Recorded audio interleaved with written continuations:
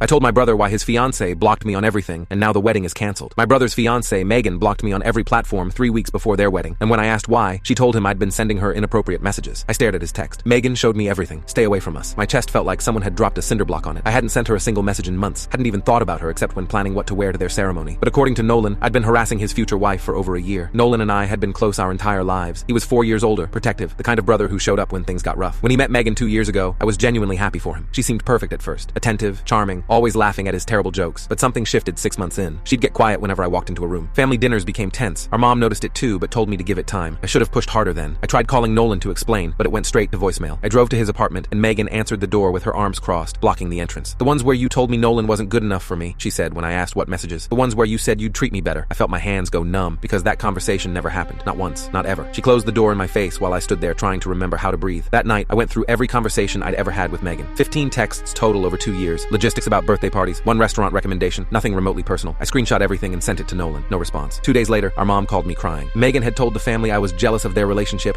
and had been trying to sabotage them for months. My aunt uninvited me from Easter. My dad said he needed space to process. I was being erased from my own family based on messages that didn't exist. I hired a digital forensic specialist I found through a lawyer friend. Cost me $800 I didn't have, but within 48 hours, he sent me a report that made my stomach turn. Megan had created a fake Instagram account using photos she'd taken of me at family events. The username was 1 letter off from my real handle. She'd been messaging herself from this fake profile for over a year, building a paper trail of harassment that looked damning if you didn't examine it closely. The forensics report showed the account was created on a device registered to her Apple ID, with every login traced to her home IP address. I showed up at Nolan's office during his lunch break. He tried to walk past me in the parking garage, but I blocked his path. 5 minutes, then I'm gone forever if you want. He stopped, but wouldn't meet my eyes. I handed him my phone with the forensics report pulled up. Her Apple ID, her IP addresses, timestamps showing messages sent while I was at work across town. His face went pale as he scrolled. I watched him mentally count everyone else she'd cut from his life over 2 years. His college roommate, his work friends, his gym buddy from high school. I was the last thread connecting him to anyone outside her control. Nolan drove straight home. I followed. He confronted Megan in their living room while I stood in the doorway recording on my phone. She denied everything at first, then claimed I'd hacked her devices to frame her. When he showed her the forensics report with her own Apple ID attached, she switched tactics completely. "I did it because your family was poisoning you against me. I was protecting us." She was crying now, reaching for him, but he stepped back like her touch would burn him. There is no us anymore. Nolan sent that recording and the forensics report to every family member who'd believed her lies. The wedding was canceled 6 days before the ceremony, and she moved out that weekend. Last month, he apologized to me over beers, his voice cracking when he said he almost lost his only brother to someone who never loved him at all.